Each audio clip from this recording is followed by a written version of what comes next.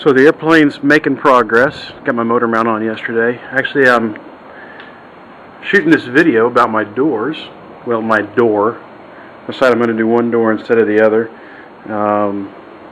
Mainly because this one fit better whenever I put the two halves together. So I decided I'd start with the good one first and worry about the one that's a little bit worse over here. My question is regarding this gap that is right here. I'm curious to know how much gap is too much gap. Is this door cut too small relative to some of the others?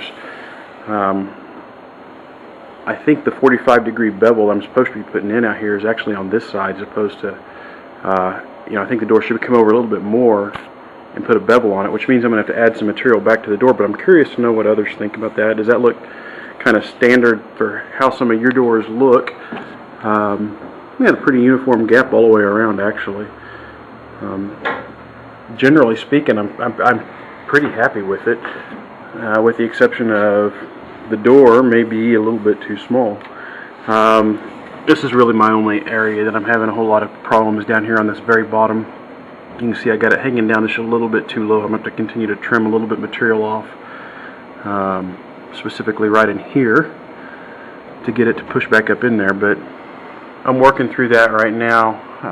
It was kind of like nailing jello to a wall for a while, so I finally decided to quit trimming on it and put the hinges on it so that I can at least make something a little bit more consistent. So now that I got the hinges on and I know where the doors are going to swing, I will come back down here and try and trim this off so it sits a little bit more flush. Not real happy with it, but it's a RV10 door. What do you expect? So anyway, yeah, it's up. Everything runs well. My biggest question really though is around that gap. How did others see that gap right now? And does that look kind of similar to what you're seeing?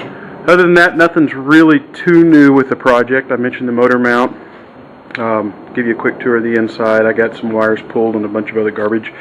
I got my upper console off right now because I was back in here accessing motor mounts and a couple of other things before I put it on, so I took it off the other day just to get some access in there.